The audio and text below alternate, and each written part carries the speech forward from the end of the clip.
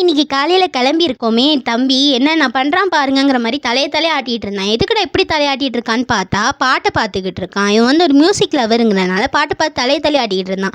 சரிடா நான் கடை கிளம்புறேன்னு வெளியே வர்றதுக்குள்ளே என்னெல்லாம் பார்க்க மாட்டிங்களான்னு ஒரு குரல். அவரையும் பார்த்து ஒரு வணக்கத்தை சொல்லிவிட்டு கடைக்கு போகலான்னா எங்கள் அம்மா வந்துட்டு சின்சியராக வேலை பார்க்க ஆரம்பிச்சிட்டாங்க.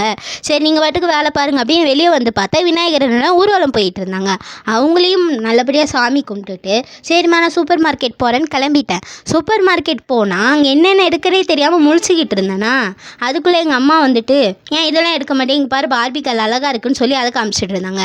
அதெல்லாம் எதுக்குமா நமக்கு சின்ன பிள்ளை எல்லாருன்னு சொல்லிட்டு இங்கே வெளியே வரோமே எங்கள் அம்மா ரைஸ் வாங்கி தந்தாங்க. ரைஸையும் சாப்பிட்டுட்டு எங்கள் அம்மா வச்ச மாடல் ப்ளவுஸ் பாருங்கள். பை